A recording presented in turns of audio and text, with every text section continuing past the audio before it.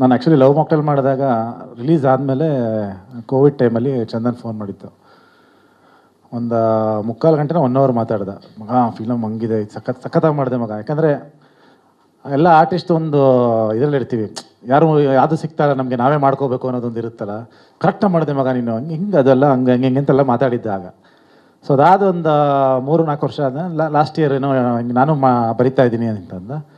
ನನಗೆ ಖುಷಿ ಆಯ್ತು, ಇಲ್ಲ ಮಾಡು, ಬಟ್ ಬಜೆಟ್ ಕಂಟ್ರೋಲಲ್ಲಿ ಮಾಡು ನೀನು, ನಿನ್ಗೆ ಏನು ಅನ್ಸುತ್ತೆ ಮಾಡ್ಕೊಂಡು ಹೋಗು ಅಂತ ನಾನು ಹೇಳಿದ್ದೆ. ಸೊ ಅದಾದಮೇಲೆ ಅವನೇನು ಅಂದರೆ ಸಿನಿಮಾ ಮುಗಿಸಿದ್ದಾನೆ.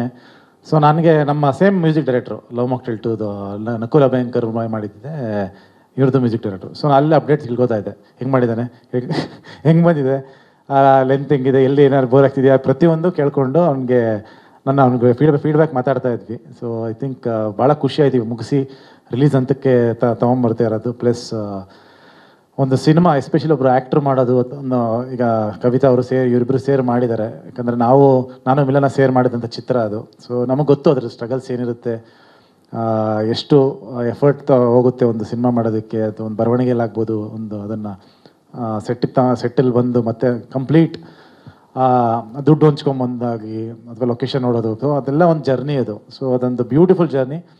ಅವಾಗ ಮಾಡೋವಾಗ ಎಲ್ಲಿ ಹೋಗ್ತಿದ್ದೀವಿ, ಏನಕ್ಕೆ ಮಾಡ್ತಿದ್ದೀವಿ, ಹೆಂಗೆ ಮಾಡ್ತಾಯಿದ್ದೀವಿ ಏನೂ ಗೊತ್ತಿರಲಿಲ್ಲ. ಸುಮ್ಮನೆ ಒಂದು ಧೈರ್ಯದಲ್ಲಿ ನುಗ್ಗಿದ್ದು. ಸೊ ಒಂದು ಹಾನೆಸ್ಟ್ ಎಫರ್ಟಲ್ಲಿ ಒಂದು ಸಿನಿಮಾ ಮಾಡಿದ್ರೆ ಸಕ್ಸಸ್ ಖಂಡಿತವಾಗ್ಲೂ ಸಿಗುತ್ತೆ ಅನ್ನೋದೊಂದು ನಂಬಿಕೆ ಇಟ್ಕೊಂಡಿರೋ ನಾನು. So Chandan, all the best ಮಗ, ಒಳ್ಳೇದಾಗಲಿ.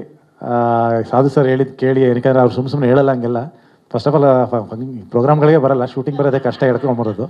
ಸೊ ಪ್ರೋಗ್ರಾಮ್ ಬಂದಿದ್ದಾರೆ ಅಂದರೆ ಡೆಫಿನೆಟ್ಲಿ ಸಾಧು ಸರ್ ತುಂಬ ಇಷ್ಟ ಆಗಿರುತ್ತೆ ಅಂತ ನಾಟಿದೆ ಸಾಧು ಸರ್ಗೆ. ಆಮೇಲೆ ಬೇರೆ ಬಂದಿದ್ದಾರೆ, ಫಸ್ಟೇ ಬಂದು ಕೂತಿದ್ದಾರಲ್ಲ, ಅದು ನೋಡಿ ಇಲ್ಲ mostly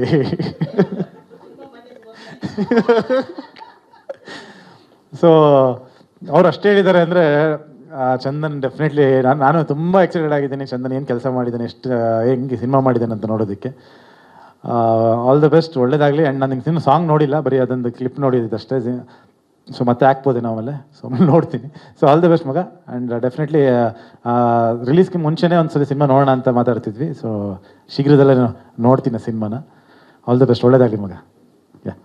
thank you darling Krishna sir. ಸ್ವಾದಿಷ್ಟತೆಯ ಸ್ವಾದ, ತಾಜಾತನದ ಆಹ್ಲಾದ, ಉತ್ತಮ ಆರೋಗ್ಯ ಮತ್ತು ಹೆಚ್ಚಿನ ರೋಗ ನಿರೋಧಕ ಶಕ್ತಿಯ ವೃದ್ಧಿಗೆ ಈಗ ನಿಮಗೆ ಸಿಗುತ್ತಿದೆ ಉತ್ತಮ ಗುಣಮಟ್ಟದ ಪೌಷ್ಟಿಕಾಂಶ Shri Vaidik millet health mix. ಇದು ಸಿರಿಧಾನ್ಯಗಳ ಸಂಪತ್ತು.